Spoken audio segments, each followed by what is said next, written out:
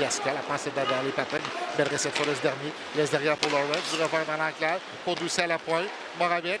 Transversal. Tire. Voilà le but. Tire sur réception. Furlong qui marque. Et les Mooseheads prennent les devants 1-0.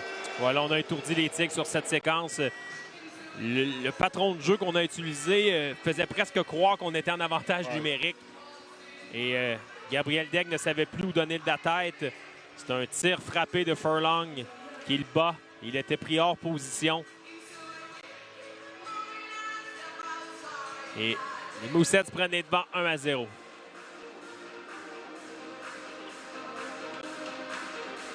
Daigle a fait un dé en territoire adverse. C'est Martin qui récupère. Laisse à Wynot. Vers le centre pour Doucet. Doucet s'amène en surnombre. Doucet, son tir, voilà le but. Alexandre Doucet, tire partie supérieure. Et les Mooseheads font 2-0.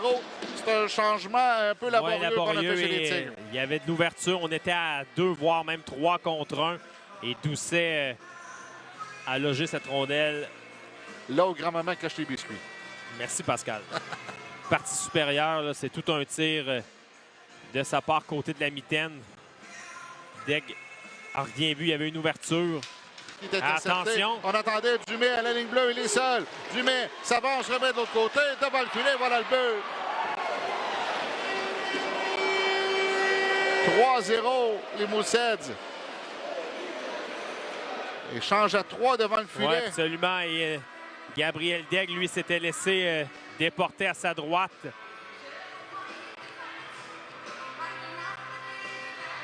Sur la passe transversale, là, il n'a pas été en mesure de revenir à temps pour le joueur. Le troisième homme qui s'amenait dans cette attaque du côté des Mooseheads.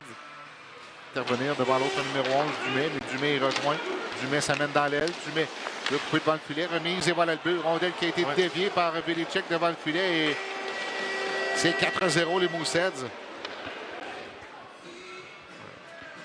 Quatrième but marqué par les hommes de Sylvain Favreau là, qui attaquent le 116 depuis le début de la deuxième période. Là, il y a eu quelques brides des Tigres en attaque, mais c'est difficile là, en défensive actuellement pour les félins. Jordan Dumais, encore une fois, à l'origine de ce but. Là, il s'est amené dans l'aile, a passé devant le filet, ça a dévié. Tire de loin, dévié devant le filet. Le retour, Bellegarde qui se fait voler un but. Et Cormier qui saute sur le retour, passe à Pellerin. Pellerin s'avance quelque peu, cercle gauche, lancé, et voilà le but! Maxime Pellerin! Et c'est 4-1. Et ce tir, Pascal, était là où?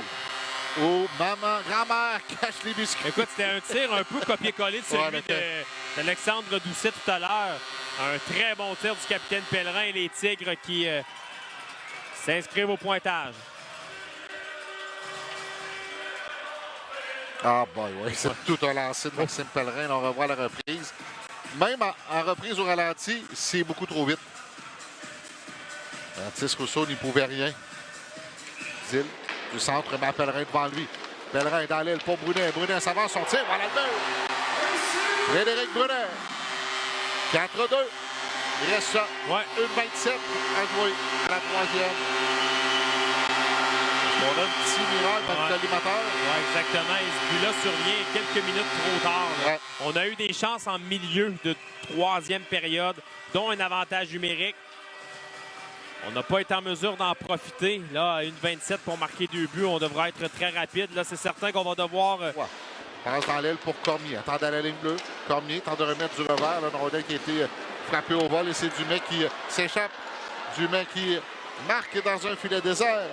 Avec 13 secondes à faire à la rencontre. 5-2, les Mooseheads. C'est dommage, les Tigres auront disputé une meilleure troisième période dans l'ensemble.